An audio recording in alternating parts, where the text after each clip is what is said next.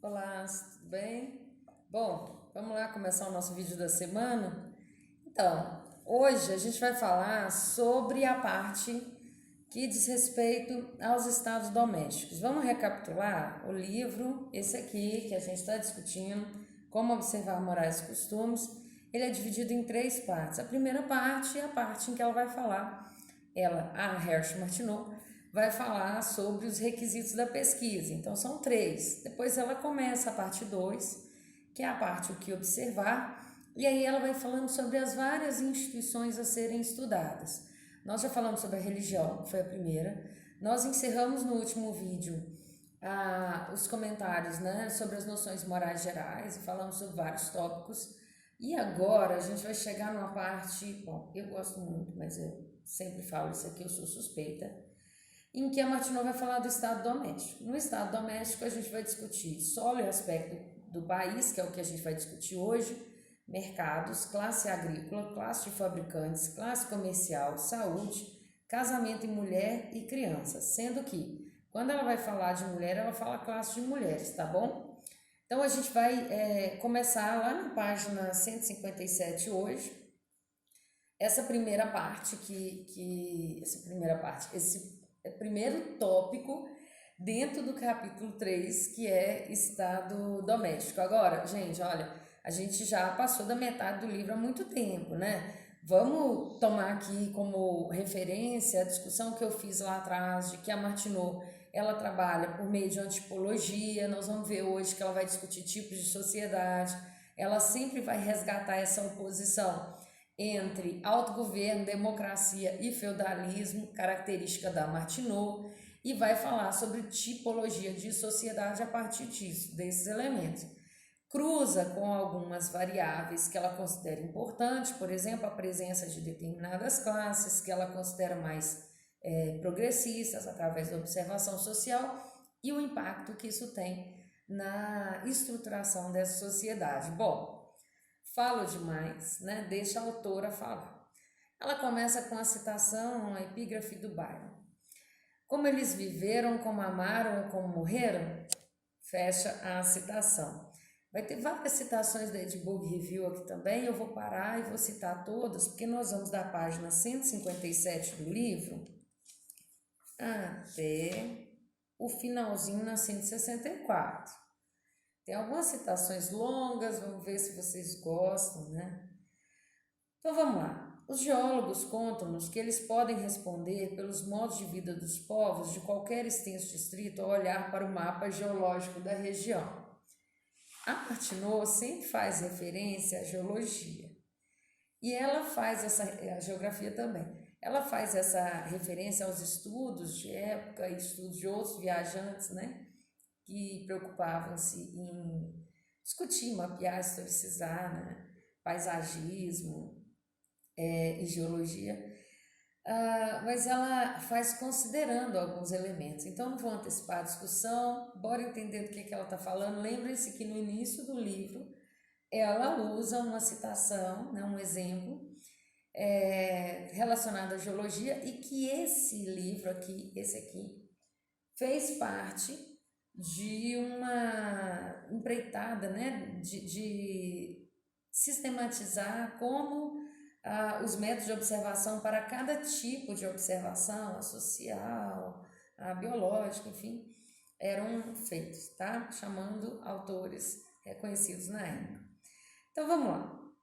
Coloque um mapa geológico da Inglaterra perante um que entende isso e ele contará a você que os habitantes da parte ocidental, a partir de Cornwall, pelo país de Gales e através de Cumberland, adentrando para a Escócia, são mineiros e montanhistas.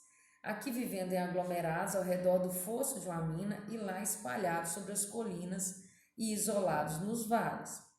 Ele contará a você que sobre a meia porção da superfície de Devonshire, através de Leicestershire até a costa Yorkshire, as amplas pastagens são cobertas com rebanhos, enquanto os povos estão reunidos dentro de amplas cidades manufatureiras. Um mapa ordinário mostrando ao mesmo tempo que Kinderminster, Birmingham, Coventry, Leicester e Nottingham, Sheffield, Huddersfield e Leeds, com muitas outras, assentam nesse distrito. Ele contará a você que a terceira cadeia, que compreende a parte oriental da ilha, está repleta com fazendas e que a lavoura é a grande ocupação e interesse dos habitantes. O moralista, ó, chamar a atenção aqui, moralista não é o que imprime uma visão particular sobre morais, não é esse moralista conservador, é o estudioso das morais. Lembrando que para ela, quem estudava morais era o filósofo, que também vai ser chamado de filósofo social, que é aquele estudioso da ciência da sociedade, um braço da filosofia que vai se emancipando, né? Embora ali ainda no seio com todos os elementos e estrutura da filosofia. Então, o moralista pode seguir as observações dos geólogos com um relatório das características gerais de sociedades comprometidas nessas ocupações. Ele sabe que um caráter intelectual e moral distinto pertence aos mineiros, aos artesãos e aos agricultores. Ele sabe que mineiros estão propensos, olha só. Bom, isso é muito interessante, principalmente porque a Martineau vai falar de tipologias e vai associar isso a uma determinada formação da sociedade. Ela vai começar a dizer como é que os mineiros pensam, mineiros não a gente, né?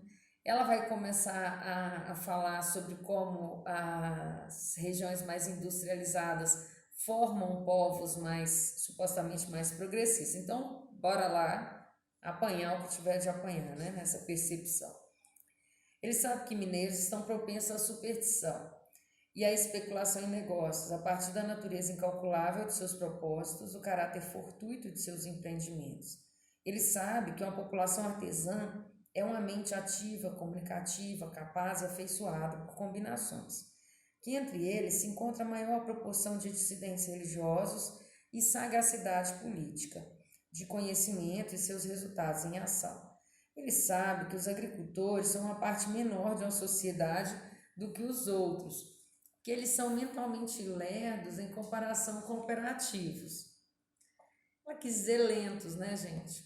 Mas a tradutora, se desculpa, foi a palavra mais adequada que eu vi no momento. Agora, vamos notar um negócio. Lentos, eles são passivos, né? Eles são um pouco agitados, pouco questionadores, mais conservadores. E como diz minha amiga Julie, conservador significa tentar conservar algo que já é estabelecido, a tradição, que não necessariamente tradição moderna, por exemplo, existe, né? E ela vai usar o termo operativo. Ela não usa proletário, ela não usa operário, né? Vamos ficar atento, pelo menos para mim, isso me chama a atenção. Assim como são fisicamente superiores a eles, que eles fazem muito menos uso da fala, são mais ligados ao que é habitual e antigo e têm menos iniciativa e desejo de mudança. Eles são, de fato, os representativos do passado, de tempos feudais. Enquanto a população artesã é a profecia do futuro e o começo do cumprimento. E aí, vocês concordam com isso? As ideias de direitos iguais, de representação de pessoas, tão bem quanto de propriedade, e todas as outras noções democráticas se originam nas cidades, e principalmente em cidades manufatureiras. A lealdade para com a pessoa, ao invés da função dos governantes, orgulho da terra e amor a ela, como a bênção das bênçãos e inveja de todos os outros interesses, são encontrados onde quer que o milho brote nos sulcos e existam casas de fazenda a serem representações miniaturas dos velhos estabelecimentos feudais. Entenderam a proposição da Martineau, gente? Tá claro? Bom, eu vou mais ou menos até uns 15 minutos, então depois a gente grava um vídeo 2. Seguimos. Tais são as tendências gerais modificadas de acordo com as circunstâncias. Existem influências que fazem certos artesãos intors, conservadores, né, da Inglaterra, e certos senhores de terra arrendatários liberais. Então, olha só, existe uma correlação aí que perpassa essa discussão, então eu posso dizer que as populações rurais são mais conservadoras, que elas têm menos meios de comunicação, que existe menos aglomeração, que os encontros são menos frequentes, então tem menos crítica, né? Ela vai falando isso, e aí em determinado momento ela fala assim, olha, mas existem determinadas condições que são modificadas, né, ou que são resultados de circunstâncias específicas. Então, uma coisa é uma tendência geral e você pensar isso no plano geral. Outra coisa é quando você considera a contingência. E o exemplo marcante que ela dá é dessas influências que fazem até mesmo determinados artesãos, e vocês podem até questionar isso à luz do Marx, que vem bastante tempo depois, né? O Marx é uns 15 anos mais novo do que a Martineau, porque lá no Capital, Marx vai fazer a diferenciação entre a manufatura, né? Então, será que a Martineau está falando aí de qual momento? A gente pode pensar que em 1868 seria o limite para ela falar, porque é quando ela está escrevendo em 1874, ela poderia ter revisado o livro até o último momento possível, né? Mas a qual realidade imediata ela está se referindo? Bem, aí a metade, né? Um quarto do século XIX. Continuando, então, tem a contingência, né? E podem existir tempos e lugares onde todas as sociedades podem ter suas características modificadas, mas raramente ou nunca existe uma completa fuga da regra geral. Os senhores de terra e sua posse de arrendatários, chamados liberais, logo encontram um ponto além do qual eles não podem prosseguir, e do qual eles tendem a voltar para as políticas de sua ordem. Qual ordem? A ordem feudal. Existe com frequência mais um passo simples para artesãos tors entrarem no ultrarradicalismo. Acabou por ser um conservadorismo espúrio. Então é possível que pode ter havido aqui e ali um democrata em La Vendée, em 1793, e uma aspersão de monarquistas em Lyon, em 1817. Mas La Vendée, e aí ela usa Linois, mas eu acho que é erro, eu mantive como no original, na tradução, né? Mesmo porque ela fala de Lyon o tempo todo, usa Lyon com S, podem ser tomadas como representativas dos dois tipos de sociedade. A população tecelã de Lyon é, como geralmente essa de cidades manufatureiras, disposta à irritabilidade, pela inquietação física, nutrindo suas ideias e sentimentos pela comunicação, o sofrimento das consequências de um conhecimento parcial, ter vislumbres de um melhor estado social e colocando a culpa de suas adversidades sob uma deficiência de proteção pelo governo. Empreendedor e bem hábil na melhoria de seus artigos de manufatura e sempre cheia de aspiração. Os habitantes de La Vendée são, então, diametralmente opostos em suas circunstâncias e características sociais, que seu bias em política é uma questão de curso. Aqui está uma descrição da face do distrito no tempo em que Lyon era tão intensamente republicana quanto La Vendée era monarquista. E aí ela vai citar um trecho, e eu vou parar quando o trecho se encerrar, para a gente gravar o outro vídeo a partir daí, que é da Edinburgh Review, volume 26, página 78. Vou fazer só um comentário que eu já fiz em algum texto por aí. A Martineau sempre cita a fonte. Agora, eu não sei porquê, tá aí uma questão até para a gente investigar, qual o motivo dela não citar a autoria, ela cita o periódico. Será que era uma regra do período? Um hábito do período? Bora lá, a citação então, abre aspas. Apenas duas grandes estradas atravessaram essa região sequestrada, correndo quase paralelamente a uma distância de mais do que 70 milhas uma da outra. O país, embora bastante densamente povoado, continha, como pode ser suposto, poucas cidades grandes, e os habitantes, dedicados quase inteiramente às ocupações rurais, desfrutavam de muito tempo de lazer. A nobreza ou a pequena nobreza do país era geralmente residente sobre suas propriedades, onde elas viviam em um estilo de simplicidade e rusticidade que tinha desaparecido há muito tempo de todas as outras partes do rio. Sem grandes parques, bons jardins ou vilas ornamentadas, mas espaçosos castelos ajeitados, cercados com escritórios de fazenda e chalés para trabalhadores. Seus costumes e as formas de vida também compartilhavam da mesma primitiva rusticidade. Existia grande cordialidade, mesmo muita familiaridade, na relação do senhor. Quando ela fala sobre essa ocupação da terra, ela vai falar dos Seigners com seus dependentes. Eles eram seguidos por uma grande fileira deles em suas expedições de caça, que ocupavam então uma grande parte do seu tempo. Todo homem tinha sua peça de caça e foi um atirador de fama ou pretensões. Os camponeses recorriam familiarmente a seus senhores de terra por recomendação, tanto legal e médica, e eles reembolsavam as visitas em suas caminhadas diárias e entravam com interesse dentro de todos os detalhes de suas operações agrícolas e da vida também, como ela vai falar adiante, né? De todos esses, resultou uma certa inocência e bondade de caráter, juntou-se com a grande resistência e alegria. Apesar de não muito bem educada, a população era extremamente devota. Embora a devoção deles fosse um tipo de superstição e devoção tradicional, deveria ser possuída ao invés de uma fé esclarecida ou racional. Eles tinham a maior veneração por crucifixos e imagens de seus santos e não tinham ideia de qualquer dever mais imperioso do que esse de atender a todas as solenidades da religião. Ainda é a citação, tá bom, gente? Eles eram singularmente ligados também aos seus curés, que eram quase todos nascidos e criados no país.